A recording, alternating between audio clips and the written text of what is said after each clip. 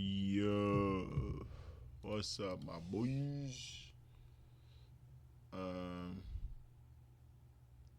what was I supposed to check? I was going to check something real quick and I forgot. Oh, all right. Anyways, long time no speak. We out here. Let's get started. I have to go to bed real soon. I'm like, God, I've not done this in a while, and I just want to put it out here because I think my predictions are gonna be elite. But anyways, first things first. Let's start with the first match. Club Brugge Aston Villa. This game is one of those games I can't really say anything. Imagine Rashford gets to the Champions League final or some shit with Aston Villa. That'd be an insane turnaround for him. But I don't know. First leg, then Club Brugge's house. But I still think Aston Villa will win. But Club Brugge has those clubs that just have intensity at random moments. Like they might not play the whole game like that, but when that intensity comes up, they're just like almost unstoppable. They are one of them. I won't say unstoppable, but you know what I mean. It's just always intense. It's just like mad pressure. I Aston Villa, I feel like I don't know. I'll be honest. Last season, I watched a lot more of them than I have this season, so I can't really say much. I don't think I've watched them in Champions League this season. I've watched their Premier League games more than Champions League, so I can't really say much.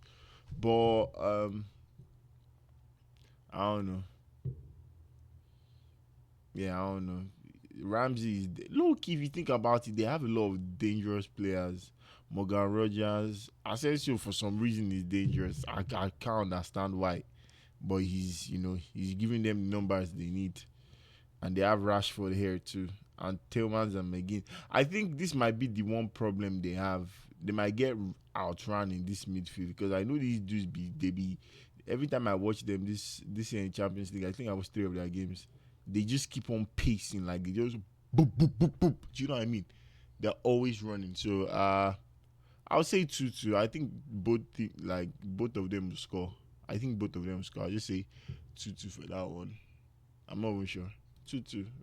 2-2 or Brugge. Now that I'm thinking about it, I feel like that midfield is going to get outrun. Lille Dortmund, bruh. I'm be honest with you. I think Lille just got pasted like 4 something. I don't know what Dortmund's last game was, but I know Lille just got pasted like 4. Oh boy. Whoa. 6-2. Shit. I don't know. Who's at home? Dortmund's at home. Yeah, I'll give that one to Dortmund then. This their midfield is like enough control. Bentaleb, wow. I don't know. Yeah, I think this is a Dortmund game because I watched the highlights of Lille and PSG after I saw the score. I was like, what the hell is this? I think they had like 3 highlights max the whole game, which obviously highlights never show you the entirety of the game. But bruh, if you get pasted 4-0 first half, come on. I have no faith in them.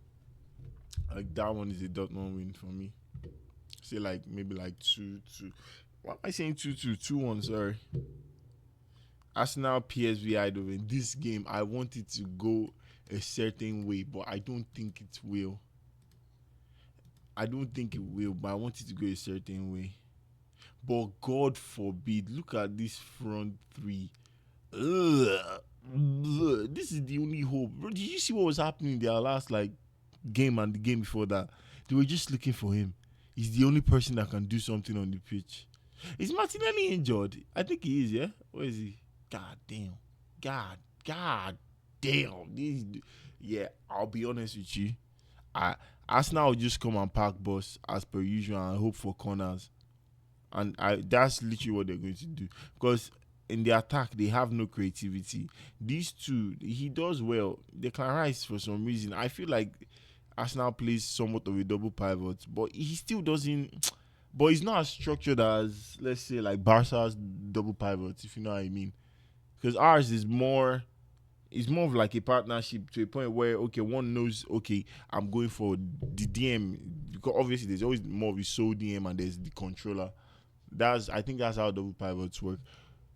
He's the DM, yeah. He's meant to be a controller, but I don't even think he's good enough as a controller. Definitely not good enough as a controller. I can't fucking turn on the ball. And his progressive play too is kind of shite. So yeah, I don't know. I don't know how this is meant to work. To be honest, Merino is going to play like false nine probably, or maybe we just stay up there like Havertz. Who the fuck knows? But I have almost no faith in Arsenal for this match. Like gameplay wise, results. I think Arsenal might still get the result regardless. They obviously have more experience than PSV. PSV just has to ginger them, and PSV is like a real ginger team. So I wouldn't. I don't put it past them at all because they will run. Obviously, he will not run, but these dudes, Lang is techie too. They will run. Do you know what I'm saying? They will run. So I don't know. We'll see. But I can't predict this match just because of the. Do you know what I'm saying? Like these ones are teams that I've kind of watched to an extent, so I can give opinions on them. I think it will be a close match though. I just can't tell you what way it will go. PSV is at home. Let's say PSV. Let's say PSV 1-0 because Arsenal is going to defend the hell out of their lives. Let's say PSV 1-0. Um, then it's a game of Zade. See this game, yeah. Let me tell you what I think. Let me put it to you right now. Okay. Firstly, these dudes are they are very beatable. Do you know what I'm saying? Also, this Madrid is so beatable, it's ridiculous. But these dudes are so beatable, yeah. But they are beatable in the sense of you need to. I don't know how to explain it because it works for both teams. To be honest, because to beat this Madrid, yeah, just play them. They don't have structure. Their attack is so like what is so free flowing, yet is predictable. Like if you've watched Madrid for the past 2 3 years, it's very predictable. Like since Benzema left, very predictable attack, and yet like nobody kind of stops it because of the talent they have. Like there is no structure, but the talent they have up top will always overshadow most of the time. Especially when you're not playing like up to the level they are. If like you both play to the same level, you probably almost always beat Madrid. But how many teams can play up to the level that Madrid plays? Not as a team. Not or how do I explain it? Okay, I'm waffling now because Madrid is just like this is a horrible description, and people. Well, if anybody watches this, I don't think anyone watches, but like just to point like say it, you know how Manchester United is a team of moments where they will play shit all day and they have their moments and they score and they will win games. I swear that's the same thing with Madrid. People just don't see it because it's Madrid and they have insane players and they have Madrid. Nobody could like you can't watch a Madrid game and be impressed with how they play. You can obviously. With the last 2 seasons, you can pick maybe like 7 games in the entirety of the last 2 seasons where you're like, or against like reputable opponents though, where you're like, okay, they play decent ball, and it's not just oh my god, he shot it from the end of the fucking midfield. Oh my god, they put pressure on them last couple of minutes, and they just spamming attacks. You know what I'm saying? Like in those moments, which is what I mean, they have those moments where they will fucking kill you, but overall flow of the game, they never have it. But I think Atletico Madrid this season they're a better team in because of this like structure they have now with these two up top and both of them also almost always dropping back to help with build up, especially Antoine. I feel like they could control the game way better than Madrid can. Yeah. And they're also very strong defensively. Forget that Barca match where we, pasted them nasty shits. Nobody can outplay my team, to be honest with you. We'll kill anybody. Anybody. Anybody's getting killed. But I think Atletico Madrid would have more control of the game. And Atletico Madrid is always very they're always very locked in defensively. Madrid needs to play someone that can control the game in the midfield for them.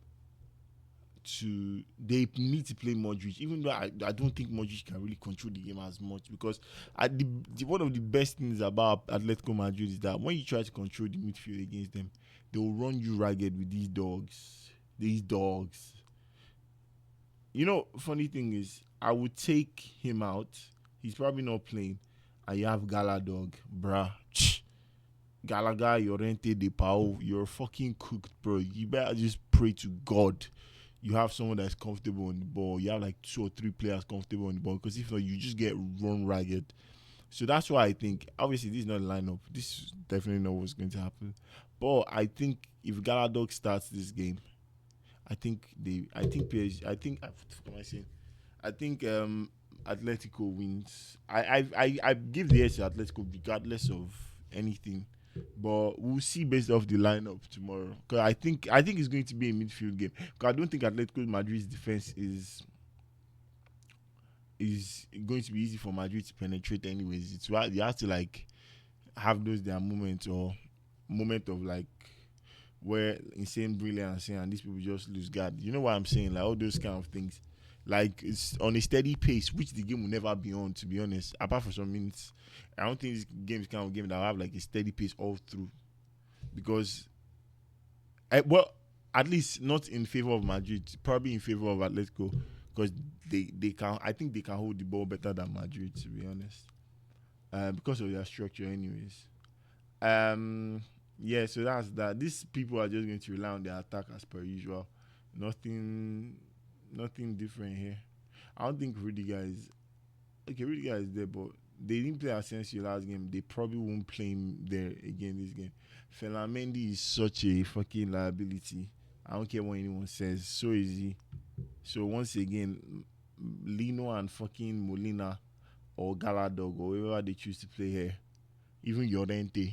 Do you know what I'm saying? Like, obviously, Mbappe, Rodrigo, and Vinicius and Brahim Diaz is a big threat too. But man, I'm telling you, they don't have the. They are not drilled. That's the best way to say. They are not drilled in a certain style of play. They are too free, so they don't necessarily play. I don't know how to say it. It's one of those things where you have to watch other teams play, like like Loki, like what's it called, Inter Milan, like Barca, yeah. Like I won't say Liverpool because look, Liverpool is drilled now, yeah, but they've been playing the same way for the rest for God knows how long. It's like their wingers are superior to every other player on the pitch. So the wingers are the biggest threat, but also like that's why all the other players tend to show up because their wingers will always be covered. So they always drag someone and provide space. That's how Liverpool plays well this season. That's why they have more control and their control. Anyways, I'm going fucking away from my point. Yeah, that's what I was saying for Atletico Madrid. Then for Real, I don't know. It's just the threat. I've watched too many Madrid games. The threat is always they overload this side. If they had Cavaya, they'll probably be a way better team because every time they overloaded this side with when Cavaya was there with Rodrigo and Vinicius, Cavaya will overlap, and next thing they switch the ball. Before they can switch the ball back, before your defense, your defense is going to push to where all the star players are. When they switch the ball, before your defense switches back, that's when Bellingham just takes Loki. Where's Bellingham? Yeah, Bellingham. Oh, bro, Loki. This might be horrible. Now that I think about it, Bellingham just takes up space in here as the ball is going to cover out. Before the ball comes back, next thing you know, Bellingham is here in the mix. Do you know what I'm saying? Like they are very those.